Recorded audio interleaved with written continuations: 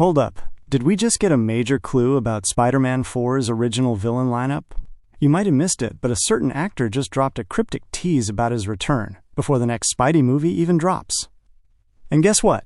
This actually lines up with a huge leak from last year. So did Marvel just tip their hand, or is this all just a wild coincidence?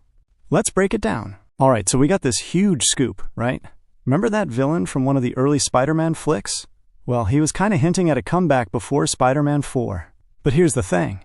Everyone kind of missed the bigger picture. We actually heard whispers of this, way back. This basically confirms some leaks from a super trustworthy insider from last year. So maybe the movie hasn't changed as much as we thought, with all those script rewrites, you know? Let's break it down. Which baddie was teasing their return, and how does this confirm a leak about what the original Spider-Man 4 script was supposed to be about? But first, smash that subscribe button. We're all about daily Marvel content here, so if you're into that kind of stuff, hit subscribe. Oh, and leave a comment. Okay, so this exclusive headline comes from The Direct, those insider guys we've covered a bunch, just not recently. They've got a pretty solid track record with these kinds of scoops. The headline was something like, Spider-Man Homecoming's Bokeem Woodbine teases Shocker villain's return ahead of Spider-Man 4 exclusive. Basically, a classic villain might be making a comeback. Apparently, in an interview with The Direct at South by Southwest, Russ Milheim was the interviewer, for that government cheese show, Bokeem Woodbine, Shocker, was asked about maybe seeing his MCU character again in Spider-Man 4 or beyond. Woodbine said, I get the feeling his Homecoming Spider-Man appearance wasn't the last time you were going to see him. The Direct followed up with, Where's the Shocker? Where did you go? And Woodbine said, That is a very good question, and I'm wondering the same, but I get this feeling it might not be the last time you see Shocker. He didn't say exactly what he meant by feeling, but it's the first hint we've gotten that he thinks he might not be done with the role after all these years. He even mentioned the possibility of getting closer to the classic Shocker suit later on. But in the first film, they wanted him to show his face. No mask. They told him he acts with his face. He even referenced Ryan Reynolds talking about Deadpool being more like a clown when you can't see your face. I personally think they should have given him the mask in the first movie since he didn't have a huge role. But hey, Spider-Man Homecoming is still awesome.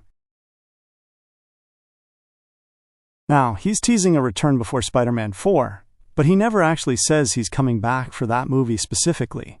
But you'd think if he was this confident about coming back after being MIA for so long, he might know something, right? Okay, let's rewind back to January. Daniel Reichman, a trusted insider, you can follow him at RPK News, who we cover a lot and who's usually spot on, dropped a bomb on January 8th. He said they were still rewriting the Spider-Man 4 script, and the original script had Scorpion and Shocker returning. Boom! All the reports leading up to this mentioned a big fight between Sony and Marvel. Sony, of course, wanted to go bigger than No Way Home with a multiverse story and maybe even bring back Tobey and Andrew. Marvel wanted to keep it grounded, with Peter cut off from everything. His benefactor, friends, money, Aunt May, even the Avengers. Just him, on his own, trying to make it. That's the vibe where you'd expect to see Shocker and Scorpion. Could have been the start of a Sinister Six, though it's weird to think who the other 3 or 4 villains would be, especially if Venom gets involved and teams up with Peter. But that's a different video. Since then, some reports are saying that, with the concept art reveals, Spider-Man 4 is set between the 2 Avengers films and must be a Battleworld film. The only part one agree with is that Spider-Man 4 won't be a prequel. Whatever happens in Avengers Doomsday will affect the film. Domino's gotta fall, right? They need to know how Doomsday ends and where Peter is at the beginning, middle, and end of that film to finish writing the script for Spider-Man 4.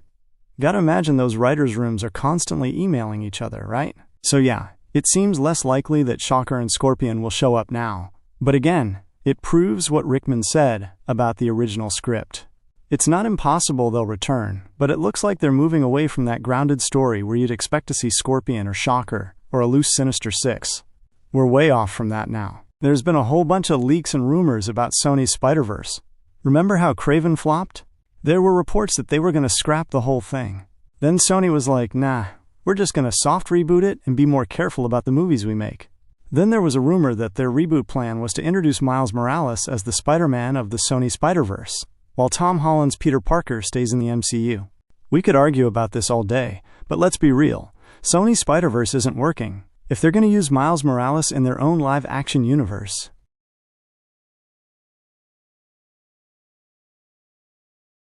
So that's up for today. Subscribe to the channel, like the video, and comment down below about Spider-Man. See you in the next one. So that's up for today. Subscribe to the channel, like